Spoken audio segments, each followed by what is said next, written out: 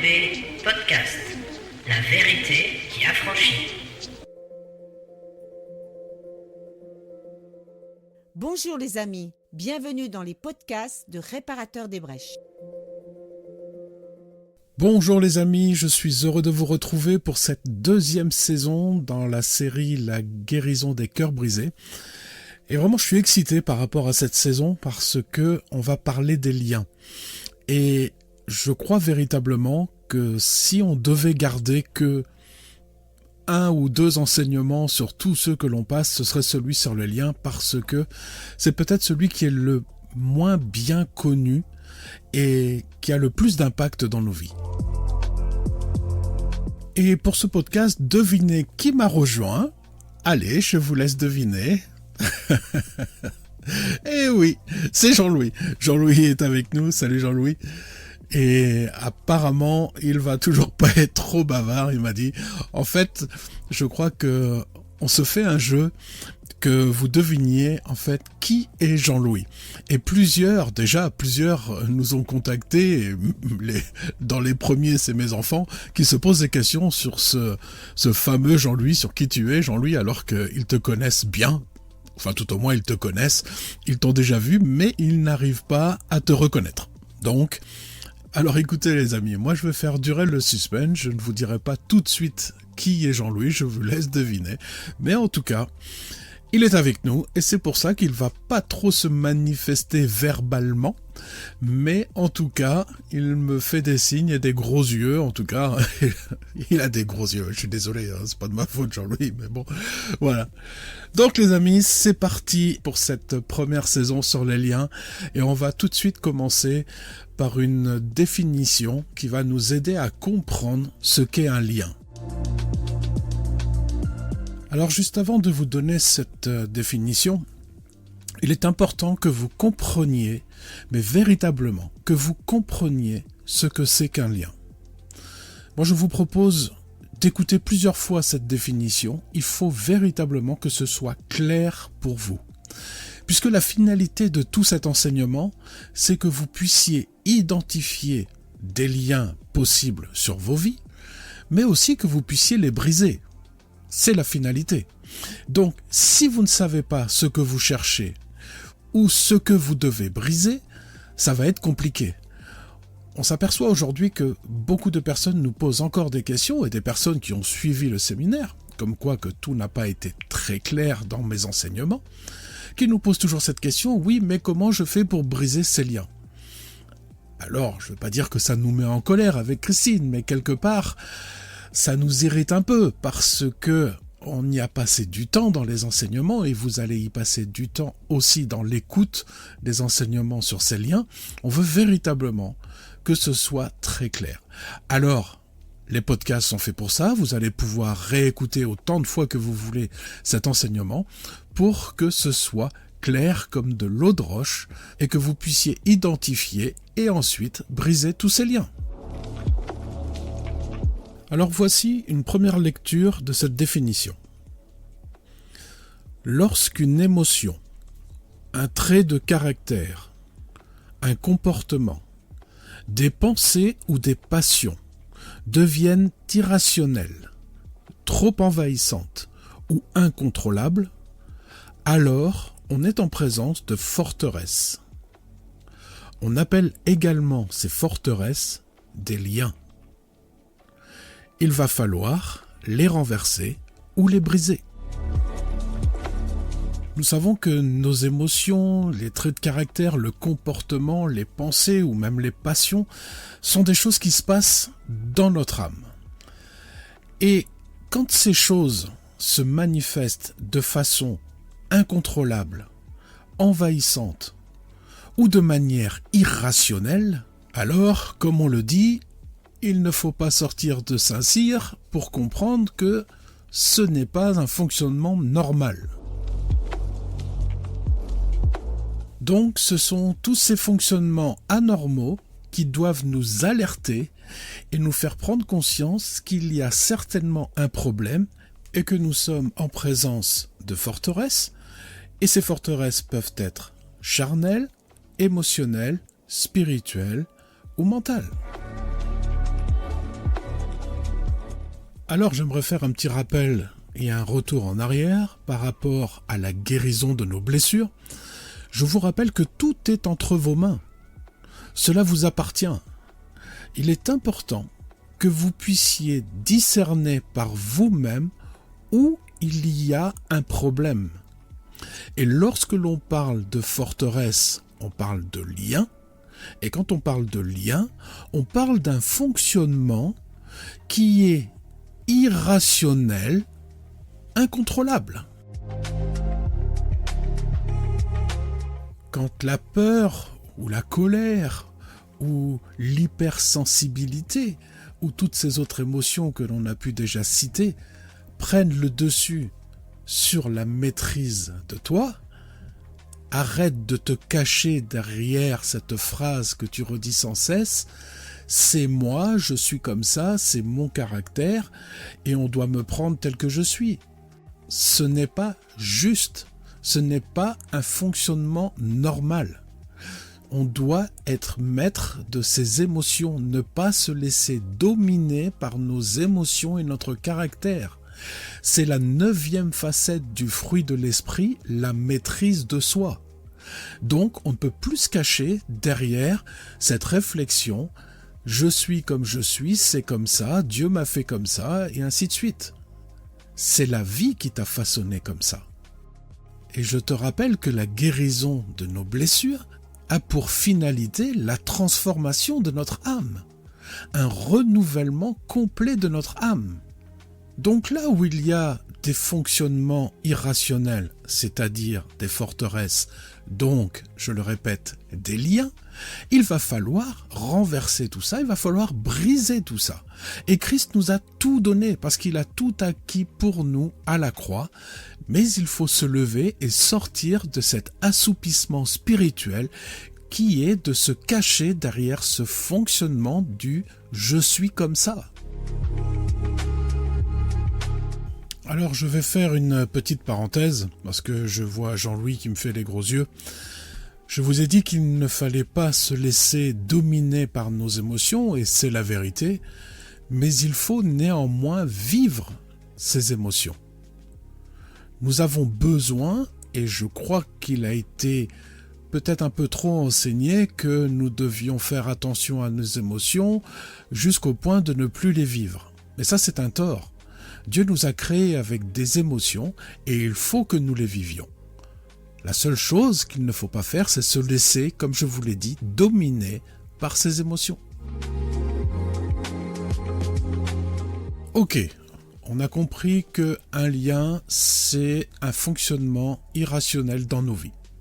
Donc, on va réussir à les identifier assez facilement.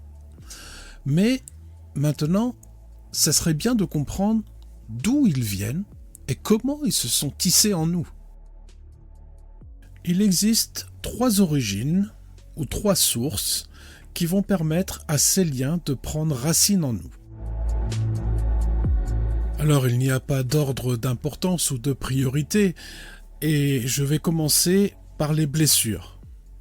Mais quand je parle de blessures, je parle de quelque chose qui t'a vraiment marqué. Quelque chose qui a certainement causé un choc émotionnel. Et le choc émotionnel que tu as vécu, ressenti au moment de la blessure, ça peut être de la peur, ça peut être de la souffrance, ça peut être de la peine, ça peut être tellement de choses, a eu un effet dans le monde spirituel. C'est-à-dire que lors de ce choc émotionnel, spirituellement, c'est comme si tu avais ouvert une porte qui a permis à l'ennemi d'ancrer en toi l'instant présent. C'est-à-dire ce que tu as vécu, ce que tu as ressenti est fixé en toi.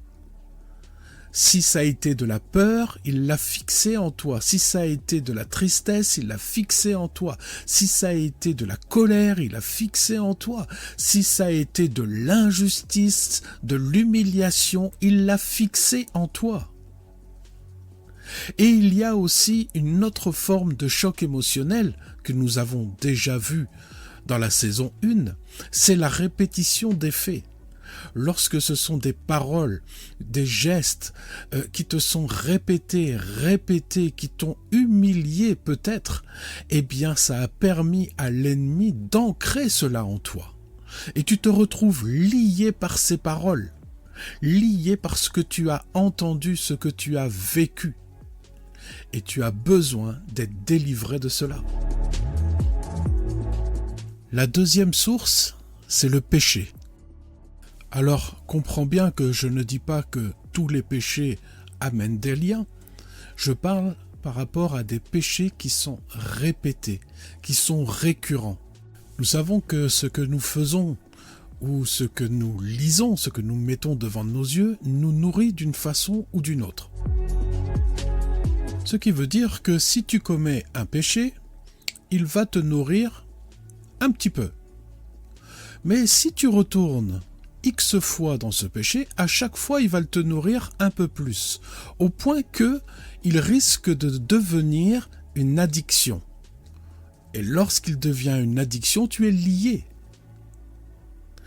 Ça peut être l'exemple pour la pornographie.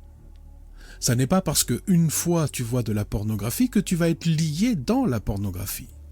Mais la répétition des faits va te lier, va faire que tu vas avoir un besoin récurrent, ça va devenir irrationnel, tu vas être lié. Ça n'est pas parce que tu as vu une fois une voyante ou un médium que tu es lié par cette personne. Mais si tu y es allé plusieurs fois, que tu y as pris du plaisir et que ça devient un besoin, ça veut dire que tu as été lié. La répétition des faits t'a nourri au point que tu en es lié. Alors, certes, un péché est un péché, et il va semer quelque chose en toi. Comme je l'ai dit, il va te nourrir, donc il va semer quelque chose en toi. Et tu auras besoin, et on a besoin de se repentir devant Dieu de tous nos péchés. Mais la démarche est différente lorsque tu es lié, parce que c'est ancré en toi en profondeur et les conséquences de ces péchés ne sont plus du tout les mêmes. Mais il existe tout de même des péchés qui, lorsque tu y as goûté une fois, vont te lier d'une façon ou d'une autre. Par exemple, dans le cadre de l'adultère sexuel, lorsque tu vas vers un autre homme ou une femme ou une prostituée, tu crées un lien d'âme. Et dans le cadre de l'adultère, c'est un lien d'âme inique. Dans le cadre de la fornication, c'est un lien d'âme inique. Donc, une fois suffit pour créer un lien. Et je peux prendre encore un autre exemple qui est celui de certaines drogues qui font que quand tu y touches une fois, tu te retrouves lié, tu te retrouves addict de cette drogue. Et puis il y a la troisième source qui est l'hérédité. Comme nous l'avons déjà vu dans la première saison, au travers des gènes que nous avons reçus de nos parents, eh bien, nous avons reçu un héritage génétique et spirituel également. Et dans cet héritage génétique, il peut y avoir des maladies, il peut y avoir des problèmes physiques, mentaux, psychologiques, mais également des liens d'ordre charnel, spirituel ou émotionnel. Et ce sont des liens qui sont facilement identifiables puisque ce sont des fonctionnements et des schémas de vie qui se répètent dans les familles. Et on a d'ailleurs un nom pour ces liens qui se répètent de génération en génération. Dans la Bible, on les appelle des malédictions.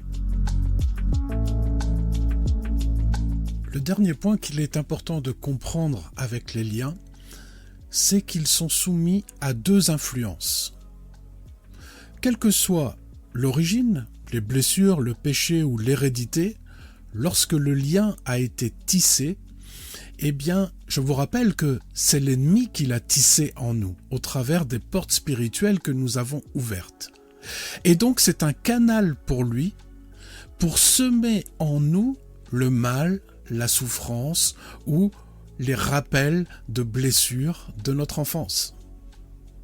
Alors il y a premièrement une influence qui est une influence charnelle.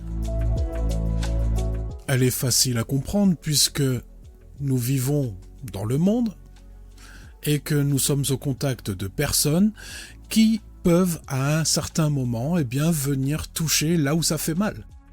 Et donc, bien évidemment, nous réagissons, parfois de façon incontrôlée, irrationnelle. Ce sont les liens. Et puis, il y a la deuxième influence, qui n'est pas la moindre, puisqu'elle est l'influence spirituelle. Et là, c'est l'ennemi qui va venir appuyer là où ça fait mal. Parce que lui sait où sont nos liens. Je vous rappelle que c'est lui qui les a tissés en nous. Et donc, c'est un canal qu'il va se servir pour venir semer tout son mal, quel qu'il soit. Et c'est d'ailleurs par ces canaux qu'il vient semer ses pensées en nous. Voilà les amis, c'est la fin de ce premier podcast de la saison 2 qui va nous permettre d'étudier les liens, surtout de les identifier, de les briser, afin de vivre dans la liberté que Christ nous a donnée. Merci pour votre écoute, merci Jean-Louis d'avoir autant participé. Ouais, tu peux rigoler. Je vous dis à très bientôt, je vous embrasse très tendrement dans l'amour de notre Seigneur Jésus-Christ. Et avec tout mon amour, je vous dis à très bientôt.